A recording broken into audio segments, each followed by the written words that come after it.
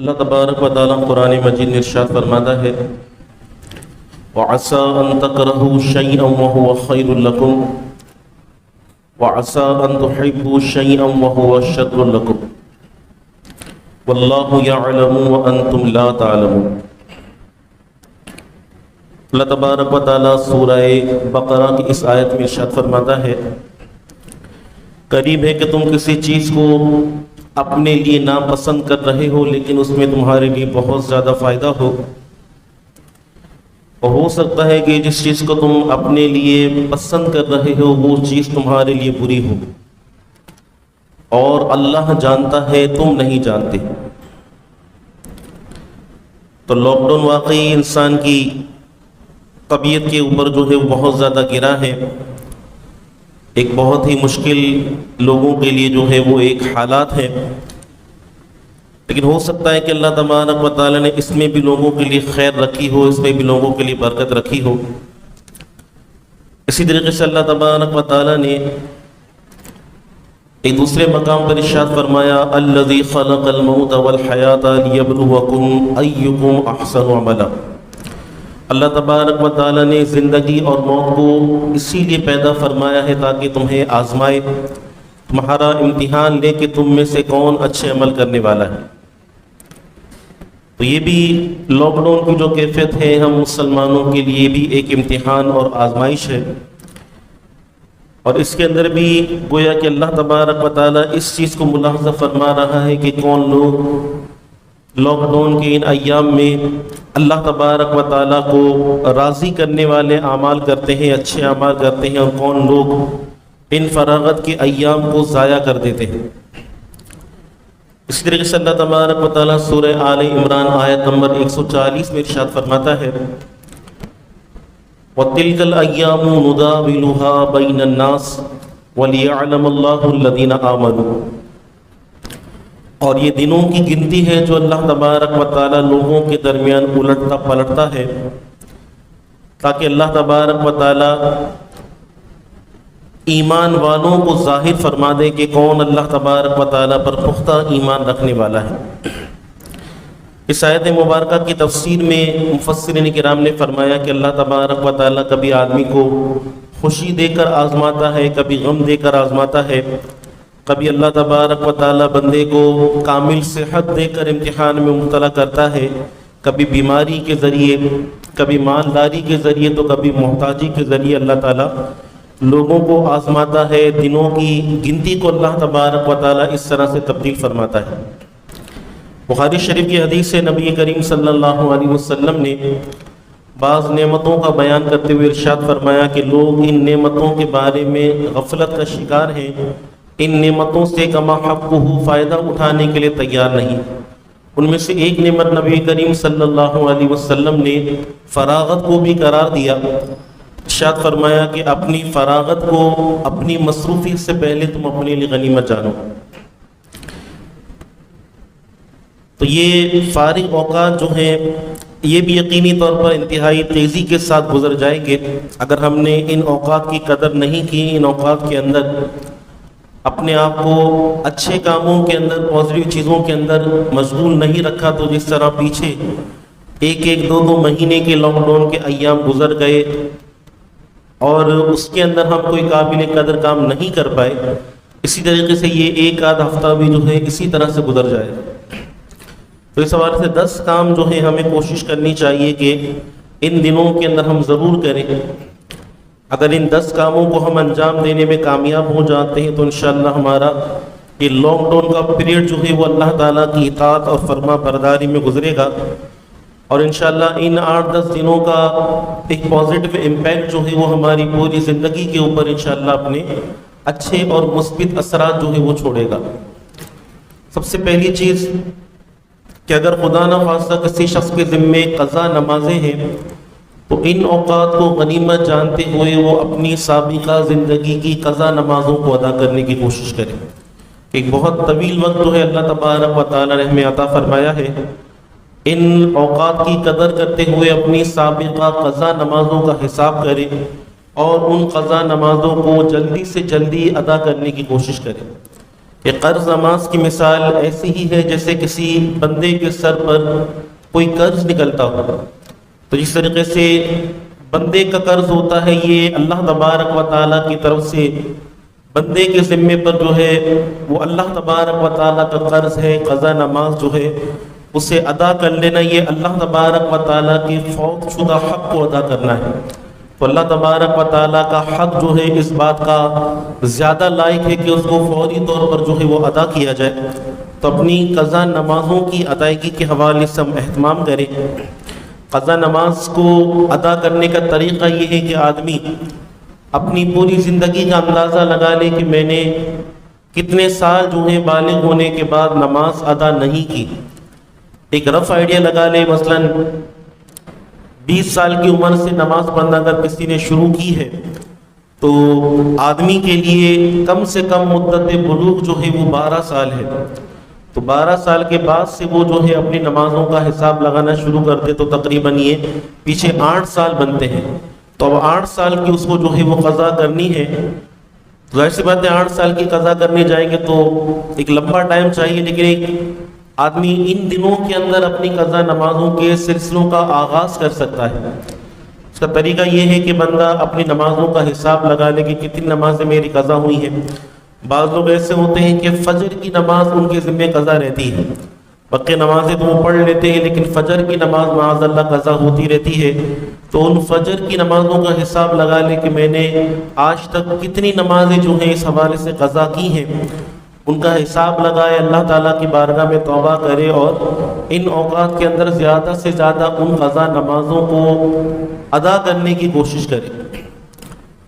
تو 3 اوقات کے علاوہ جو ہے وہ قضا نمازیں پڑھنا جو ہے وہ ہر وقت میں جائز ہے. 3 اوقات ہیں کہ جن کے اندر قضا نماز نہیں پڑھنی چاہیے. ایک تو فجر کی نماز کا وقت ختم ہونے کے بعد جو مکروہ ٹائم شروع ہوتا ہے جس کا دورانیہ تقریباً 20 منٹ ہوتا ہے، اس میں کوئی نماز نہیں پڑھی جا سکتی. اسی طرح ظہر کی نماز کا وقت شروع ہونے سے پہلے جو ضحوہ کبریٰ کا وقت ہوتا ہے اس کے اندر بھی جو ہے وہ کوئی نماز جو ہے وہ نہیں پڑھی جا سکتی. اسی طریقے سے غروب آفتاب سے پہلے کے جو 20 منٹ ہوتے ہیں، یعنی مغرب کا ٹائم ختم ہونے سے پہلے کے جو 20 منٹ ہیں اس کے اندر بھی کوئی نماز جو ہے وہ نہیں پڑھی جا سکتی، الا یہ کہ اگر کسی نے اس دن کی اثر نہ پڑھی ہو تو وہ اس دن کی اثر پڑھ سکتا ہے. اس کے علاوہ کوئی قضا نماز وغیرہ اس کے اندر نہیں پڑھی جا سکتی. تو ان 3 اوقات کے علاوہ آدمی اپنے اوقات کو زیادہ سے زیادہ نمازوں کی ادائیگی کے حوالے سے مصروف کرے اور قضا نمازوں کا جو بار آدمی کے ذمے پر ہے اس کو اتارنے کی کوشش کرے. اسی طریقے سے دوسرا کام جو ہے وہ یہ ہے کہ کثرت کے ساتھ جو ہے ہم اللہ تبارک و تعالیٰ کا ان فارغ اوقات کے اندر ذکر کریں. کثرت کے ساتھ اللہ تبارک و تعالیٰ کی پاکی کو ہم بیان کریں. حضرت زکریا علیہ السلام نے جب اللہ تعالیٰ کے حضور اولاد کے حصول کی دعا کی تھی تو اللہ تبارک و تعالیٰ نے آپ کو مجدہ عطا فرمایا تھا، یہ خوشخبری سنائی تھی کہ اللہ تعالیٰ آپ کو ایک بیٹا عطا فرمائے گا. اور اس کی نشانی اللہ تبارک و تعالیٰ نے یہ بتائی تھی کہ آپ کی زوجہ کو جب بچہ پیدا ہونے والا ہوگا تو اس کی علامت یہ ہوگی کہ آپ 3 دن تک جو ہے وہ خلوت نشینی اختیار کریں اور ان 3 دنوں میں کسی بھی شخص سے کوئی بات چیت نہ کریں.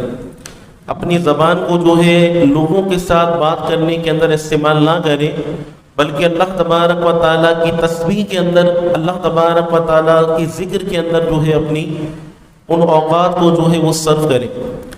تو گویا کہ ایک طریقے سے اللہ تبارک و تعالیٰ نے خلوت کے اندر کیے جانے والا ایک عظیم کام حضرت زکریا علیہ السلام کے ذمے لگایا کہ تم ان اوقات کے اندر کثرت کے ساتھ اللہ تبارک و تعالیٰ کی تسبیح کرو. تو یہ فارغ اوقات کو اللہ تبارک و تعالیٰ کی یاد میں گزارنے کا بہترین ذریعہ ہے کہ کثرت کے ساتھ اللہ تعالیٰ کا ذکر کیا جائے، اللہ تبارک و تعالیٰ کی یاد کی جائے. 70,000 مرتبہ کلمہ شریف پڑھنے کے حوالے سے علامہ ملا علی قاری رحمۃ اللہ تعالیٰ علیہ نے حضرت علامہ ابن عربی رحمۃ اللہ تعالیٰ علیہ کا ایک قول نقل کیا کہ مجھے یہ روایت پہنچی کہ جو بندہ 70,000 مرتبہ کلمہ شریف پڑھتا ہے، اپنے لیے پڑھتا ہے، تو اللہ تبارک و تعالیٰ اس شخص کی بخشش کر دیتا ہے. اور اگر وہ بندہ کسی دوسرے کے لیے 70,000 مرتبہ کلمہ شریف پڑھے، اپنے کسی مرحوم کے لیے پڑھے، تو اللہ تبارک و تعالیٰ اس شخص کی بھی بخشش کر دے گا جس کے لیے 70,000 مرتبہ کلمہ شریف پڑھا جائے۔ تو آپ فرماتے ہیں کہ ایک شخص تھا کہ جو نوجوان تھا اور کشف کے حوالے سے وہ بہت مشہور تھا، یعنی اللہ تبارک و تعالیٰ کا ولی تھا۔ اللہ تبارک و تعالیٰ اس پر بعض غیبی چیزوں کو ظاہر کر دیا کرتا تھا، اسے ان چیزوں کا کشف حاصل ہو جاتا تھا۔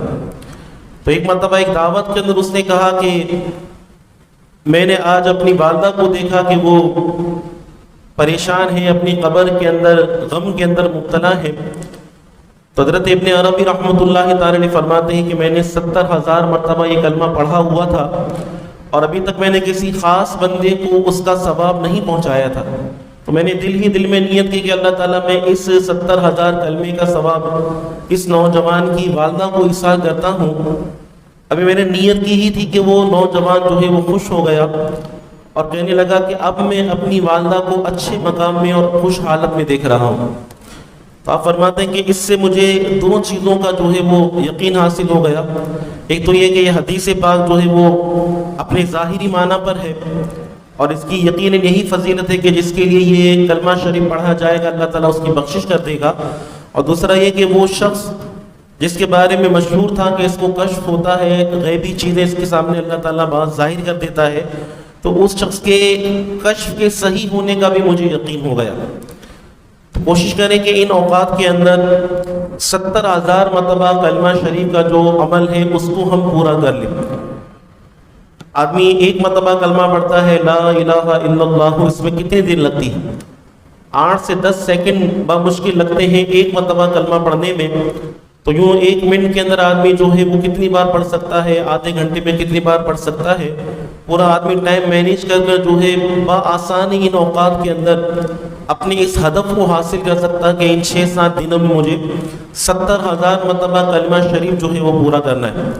ہر نماز کے بعد جو ہے اگر آدمی 1000 1500 2000 بار پڑھنے کی نیت کر لے، جو اوقات اسے فارغ ملتے ہیں اگر اس کے اندر وہ اپنی یہ ذمہ داری سمجھتے ہوئے، اپنا ایک ہدف سمجھتے ہوئے اس کو فالو کرے تو وہ بآسانی ان دنوں کے اندر جو ہے وہ 70,000 مرتبہ کلمہ شریف جو ہے وہ پڑھ سکتا ہے۔ اسی طرح آیت کریمہ یہ بھی ایک بہت برکت والی آیت ہے۔ نبی کریم صلی اللہ تعالیٰ علیہ وسلم نے آیت کریمہ کے حوالے سے ارشاد فرمایا کہ جس شخص نے حضرت یونس علیہ السلام کی وہ دعا کی جو انہوں نے مچھلی کے پیٹ میں کی تھی، تو جو مسلمان اپنے کسی بھی مقصد کے لیے ان کلمات کے ساتھ دعا کرے گا اللہ تعالیٰ اس کی دعا کو قبول فرمائے گا۔ تو اس آیت کو لا الہ الا انت سبحانک انی کنت من الظالمین، اس آیت مبارکہ کو علماء نے اس میں اعظم قرار دیا ہے کہ اس کے ساتھ جو بندہ دعا کرتا ہے اللہ تعالیٰ اس کی دعا کو رد نہیں فرماتا۔ اور حل مقاصد کے لیے، اپنے مقاصد کے حصول کے لیے کثرت کے ساتھ اس آیت کریمہ کو پڑھنے کا اشارہ یہ قرآن مجید کے اندر بھی موجود ہے کہ اللہ تبارک و تعالیٰ سورہ انبیاء ہی میں ارشاد فرماتا ہے وَكَذَلِكَ نُنْجِي الْمُؤْمِنِينَ، اور اسی طرح سے ہم مسلمانوں کو نجات عطا فرماتے ہیں۔ تو اپنے مصیبتوں پریشانیوں سے نجات حاصل کرنے کے لیے، اپنے نیک مقاصد کے حصول کے لیے آیت کریمہ کا ورد کرنا بھی بہت زیادہ مفید ہے۔ اور صوفیہ کرام سے منقول ہے کہ اگر بندہ 1.25 لاکھ مرتبہ آیت کریمہ کا ختم کرے تو اللہ تعالیٰ اس کی بہت برکت اس کو جو ہے عطا فرماتا ہے۔ تو 1.25 لاکھ سننے میں تو ایک بہت بڑا در لگتا ہے، لیکن جب آدمی پکی نیت کے ساتھ جو ہے وہ بیٹھ جاتا ہے اور اپنا ایک عمل بنا لیتا ہے کہ روزانہ 1 گھنٹہ 2 گھنٹے اس عمل کے اندر صرف کرنے ہیں، تو اللہ تعالیٰ کی رحمت سے امید ہے کہ ہم اس ہدف کو بھی حاصل کر سکتے ہیں۔ اسی طریقے سے ایک عمل جو ہمیں بہت زیادہ کرنے کی ضرورت ہے وہ ہے اللہ تعالیٰ کی بارگاہ میں کثرت کے ساتھ توبہ اور استغفار کرنا۔ توبہ اور استغفار یہ ایک ایسا عمل ہے کہ اللہ تبارک و تعالیٰ کی رضا حاصل کرانے والا یہ عمل ہے۔ اللہ تعالیٰ کسی چیز سے اتنا پسند نہیں کرتا، کسی چیز کو اتنا پسند نہیں کرتا، کسی چیز سے اتنا خوش نہیں ہوتا جتنا بندے کی توبہ کرنے سے اللہ تعالیٰ خوش ہوتا ہے۔ ہماری صبح و شام ہمارے سارے کے سارے اوقات جو ہیں وہ گناہوں کے اندر بسر ہو رہے ہیں۔ ہم اللہ تبارک و تعالیٰ جو رحمان و رحیم ہے اس کی اطاعت کو چھوڑ کر معاذ اللہ شیطان کے رستے پر چل پڑے ہیں، خوف خدا، خوف آخرت کو ہم نے معاذ اللہ فراموش کر دیا ہے۔ یہی وجہ ہے کہ آج طرح طرح کی مصیبتیں جو ہیں ہم لوگوں پر آ رہی ہیں۔ تو اللہ تبارک و تعالیٰ کی بارگاہ میں استغفار کرنا ان تمام چیزوں سے نکلنے کا راستہ ہے۔ نبی کریم صلی اللہ علیہ وسلم نے ارشاد فرمایا کہ جو کوئی بندہ استغفار کو اپنا معمول بنا لیتا ہے، استغفار کو لازم پکڑ لیتا ہے، اللہ تعالیٰ اس کے لیے ہر تنگی میں آسانی، ہر غم سے نکلنے کا اللہ تعالیٰ اس کے لیے راستہ پیدا کر دیتا ہے۔ اور استغفار کی کثرت کرنے والے کو اللہ تعالیٰ ایسی جگہ سے رزق عطا فرمائے گا جہاں سے اس کا گمان بھی نہیں ہوگا۔ سنن ابو داؤد شریف کے اندر یہ حدیث ہے۔ اسی طرح ابن ماجہ کی حدیث ہے کہ جو شخص یہ چاہتا ہے کہ قیامت کے دن اس کا نامہ اعمال اسے خوش کرے، اسے چاہیے کہ وہ اپنے نامہ اعمال میں کثرت کے ساتھ استغفار کو درج کروائے۔ وہ استغفار جو ہے ہم کثرت سے کریں، کوشش کریں جس قدر بھی زیادہ ہو جائے اللہ تعالیٰ کی بارگاہ میں استغفار کرتے رہیں، اور اللہ تعالیٰ کے حضور ہم سچی توبہ کریں۔ اسی طرح قرآن مجید اللہ تبارک و تعالیٰ کا دیا ہوا ایک مسلمانوں کے لیے بہت بڑا تحفہ ہے، اللہ تبارک و تعالیٰ کا یہ کلام ہے۔ تو ان ایام میں کثرت کے ساتھ ہم قرآن مجید کی تلاوت کریں۔ کئی ہمارے بزرگان دین سے منقول ہے کہ وہ 3 دن کے اندر قرآن پاک جو ہے وہ ختم کیا کرتے تھے، 3 دن کے اندر مکمل قرآن ختم کیا کرتے تھے۔ حضرت امام شافعی رحمۃ اللہ تعالیٰ نے دیگر اکابر بزرگوں سے یہ منقول ہے کہ وہ 3 دن کے اندر پورا قرآن ختم کیا کرتے تھے، بعض اسلاف 7 دن کے اندر قرآن پاک کو ختم کیا کرتے تھے۔ تو حدیث پاک میں عام لوگوں کے لیے منع آیا ہے کہ 3 دن کے اندر جو قرآن ختم کرتا ہے تو وہ قرآن پاک کو سمجھ نہیں سکتا، وہ 3 دن سے کم کے اندر قرآن پاک کو ختم نہیں کرنا چاہیے۔ البتہ 3 دن یا 3 دن سے زیادہ کے اندر جو ہے وہ قرآن پاک کو ختم کرنے کی کوشش کرنی چاہیے کہ ہمارے اسلاف میں کئی ایسے لوگ گزرے ہیں جو 3 دن کے اندر 7 دن کے اندر قرآن مجید کو ختم کیا کرتے تھے۔ بلکہ بعض ہمارے ایسے بھی اسلاف گزرے ہیں کہ وہ 1 یا 2 دن میں مکمل قرآن ختم کیا کرتے تھے۔ چنانچہ حضرت اسود رحمۃ اللہ تعالی علیہ جو کہ اکابر علماء میں سے ہیں، آپ کے بارے میں آتا ہے کہ آپ رمضان کے مہینے میں ہر 2 رات میں 1 قرآن ختم کیا کرتے تھے، یعنی 2 دن کے اندر 1 قرآن ختم کیا کرتے تھے، اور صرف مغرب اور عشاء کے درمیان آرام کیا کرتے تھے۔ اسی طرح حضرت امام ابن سیرین سعید بن جبیر رحمۃ اللہ تعالی عنہ کے بارے میں آتا ہے کہ یہ حضرات 1 رات میں بلکہ دوران نماز 1 رکعت کے اندر پورا قرآن ختم کیا کرتے تھے۔ اسی طرح حضرت عثمان غنی رضی اللہ تعالی عنہ کے بارے میں بھی منقول ہے۔ تو کوشش کریں کہ جتنا بن پڑے اس فارغ اوقات کے اندر ہم قرآن مجید کی تلاوت کریں، ایک قرآن پاک ختم کرنے کی ہم نیت کریں، ورنہ پھر جتنا قرآن ہم پڑھ سکتے ہیں زیادہ سے زیادہ قرآن پاک پڑھنے کی ہم کوشش کریں۔ پہلی بات میں نے عرض یہ کہ قضا نمازوں کی ادائیگی کا ہم اپنا ذہن بنائیں کہ ان اوقات کے اندر ہمیں قضا نماز ادا کرنی ہے۔ اسی طرح 70,000 مرتبہ کلمہ شریف پڑھنے کی نیت کر لیں، یا 1.25 لاکھ مرتبہ آیت کریمہ کا ختم کریں۔ اسی طرح جتنا بن پڑے زیادہ سے زیادہ اپنا ایک ہدف مکمل کر لیں، ایک اپنا ہدف مقرر کرنے کے اتنی مقدار کے اندر مجھے استغفار پڑھنا ہے ان دنوں کے اندر۔ اسی طرح درود پاک، اس کے فضائل اور برکات کسی پر بھی مخفی نہیں ہے، تو درود پاک کے ختم کی نیت کرنے کی انشاءاللہ اگر ہو سکا تو 1.25 لاکھ مرتبہ جو ہے میں درود پاک کا جو ہے وہ ختم کروں گا ان دنوں کے اندر۔ پھر اس کے حساب سے ایک ٹائم مینیج کرنے کے کتنے 1000 مرتبہ میں درود پاک پڑھوں کہ ان 6-7 دنوں کے اندر میں اپنے ہدف کو حاصل کر سکوں۔ ہمارے ایک نمازی ہیں، ان کے یہاں اولاد نرینہ نہیں تھی، انہوں نے اسی نیت سے الحمدللہ 10-15 دنوں کے اندر 1.25 لاکھ درود پاک کا ختم کیا۔ اللہ تبارک و تعالیٰ نے درود پاک کی برکت سے انہیں نارمل صورت کے اندر جو ہے بغیر آپریشن کے اولاد نرینہ کی نعمت جو ہے عطا فرمائی۔ تو درود پاک جو ہے الحمدللہ ہر مرض کی دوا ہے، ہر پریشانی مصیبت سے نکلنے کا ایک عظیم راستہ ہے۔ تو کوشش کریں کہ زیادہ سے زیادہ درود پاک جو ہے ان ایام کے اندر پڑھیں۔ اس طرح بحیثیت مسلمان اللہ تعالیٰ نے کئی چیزوں کا علم سیکھنا ہم پر فرض کیا ہے، لیکن غفلت کی وجہ سے ہم ان چیزوں سے دور ہیں.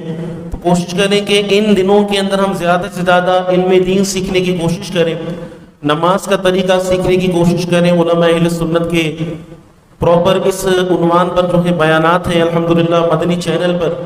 نماز کا عملی طریقہ جو ہے وہ پراپر سکھایا گیا ہے، جو یوٹیوب وغیرہ پر دعوت اسلامی کی ویب سائٹ پر موجود ہے. اسی طرح باطنی گناہوں کے حوالے سے بھی ہم معرفت حاصل کریں کہ آدمی بظاہر دیندار ہوتا ہے، نماز پڑھنے والا ہوتا ہے، باشرع ہوتا ہے، اور کوئی بھی اس کو دیکھ کر یہ گمان نہیں کرے گا کہ ایسا بندہ جو ہے جو 5 وقتہ نماز پڑھنے والا ہے، تہجد پڑھنے والا ہے، یہ بندہ بھی گناہ گار ہو سکتا ہے. لیکن باطنی گناہوں کی آلودگی کے اندر ایسا بندہ بسا اوقات معلومات نہ ہونے کی وجہ سے مبتلا ہو جاتا ہے. لوگوں کی غیبتیں کرنا، لوگوں کی برائیاں کرنا، لوگوں کے بارے میں بدگمانیاں کرنا، نہ جانے کون کون سے باطنی گناہ ہیں جن کی ہمیں اصلاً جو ہے معرفت حاصل نہیں ہے. اس طرح ایک مسلمان پر نماز کا علم حاصل کرنا فرض ہے، روزے کا علم حاصل کرنا فرض ہے، تو اسی طریقے سے ان باطنی گناہوں سے متعلق معلومات حاصل کرنا بھی فرض ہے کہ چغلی کسے کہتے ہیں، غیبت کسے کہتے ہیں، حسد کسے کہتے ہیں، تکبر کسے کہتے ہیں، ان گناہوں کے اسباب کیا ہیں، یہ گناہ جو ہے انسان سے کیوں صادر ہوتے ہیں، اور ان گناہوں سے بچنے کا طریقہ کیا ہے. یہ ساری چیزیں سیکھنا بھی بحیثیت مسلمان ہم پر فرض ہوتا ہے. اسی طریقے سے 8ویں چیز یہ ہے کہ ہم اپنے گھر والوں کے ساتھ، پڑوسیوں کے ساتھ، رشتہ داروں اور عام مسلمانوں کے ساتھ ان ایام میں خصوصیت کے ساتھ جو ہے بھلائی کا سلوک کریں. اپنے اطراف کے اندر نظر دوڑاتے رہیں کہ کوئی ایسا بندہ تو نہیں ہے کہ جو بیچارہ روز کھانے والا، روز کمانے والا ہے، جو روز کماتا ہے، روز کھاتا ہے. اس طرح کے اگر کچھ لوگ ہمارے اطراف میں رہتے ہیں تو ہم ان کی شناخت کریں، ان تک جو ہے کچھ نہ کچھ کھانے پینے وغیرہ کا سامان پہنچانے کی کوشش کریں. نویں بات یہ ہے کہ ویسے تو ہمیں وقت نہ ملنے کا شکوہ جو ہے وہ رہتا ہے کہ ہماری مصروفیت بہت زیادہ ہے. اب یہ فارغ اوقات ملے ہیں تو ہم کوشش کریں کہ ان اوقات کے اندر زیادہ سے زیادہ مطالعہ کرنے کی کوشش کریں.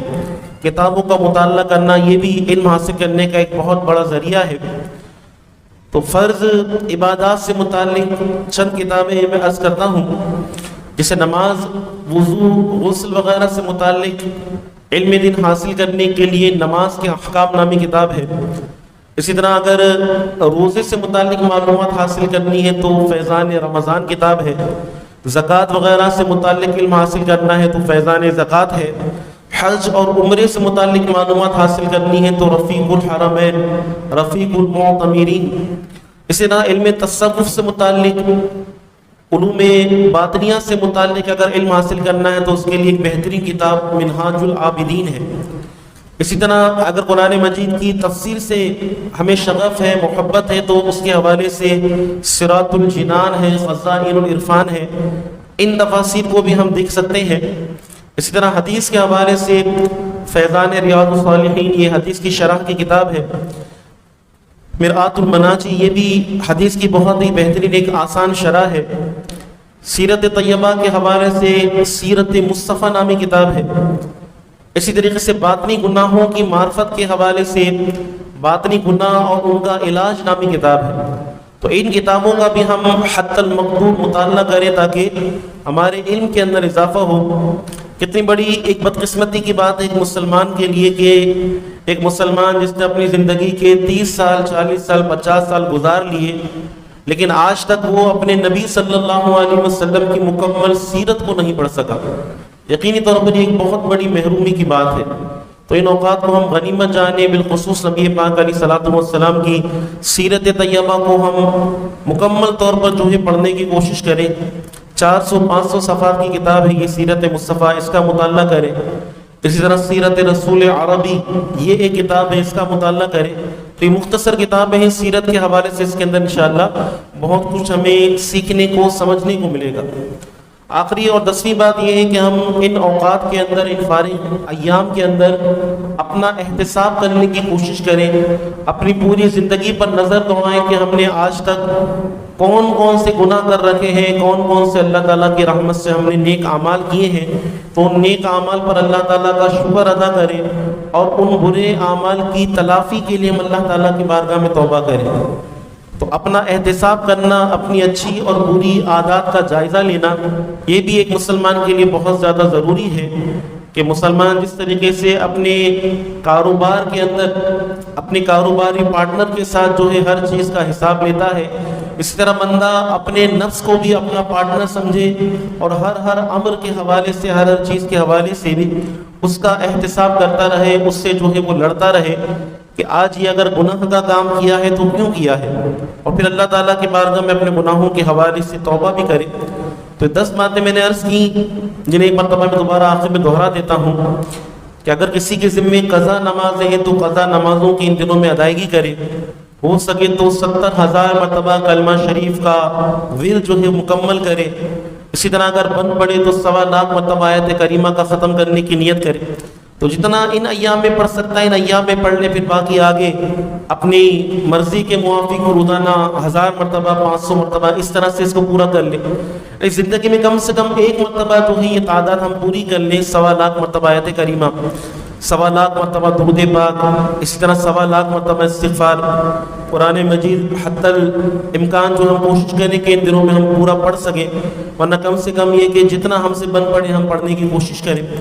اسی طرح فرض علوم کہ جن کا سیکھنا ہم پر فرض ہے، ان علوم کو سیکھنے کی کوشش کریں۔ 8ویں بات یہ کہ اپنے گھر والوں، پڑوسیوں، رشتہ داروں اور عام مسلمانوں کے ساتھ خیر خواہی کریں۔ 9ویں بات کتابوں کا مطالعہ کریں، نماز کے احکام وغیرہ ان کتابوں کا۔ اور آخری بات یہ کہ ہم خود احتسابی کریں، اپنے اعمال کا جائزہ لیں، جو اعمال اللہ تعالیٰ نے ہمیں اچھے کرنے کی توفیق دی ہے ان پر اللہ تعالیٰ کا شکر ادا کریں، جو برے اعمال آج تک صادر ہوئے ہیں ان پر سچے دل کے ساتھ اللہ تعالیٰ کی بارگاہ میں ندامت کا اظہار کریں اور اللہ تعالیٰ کی بارگاہ میں سچی توبہ کریں۔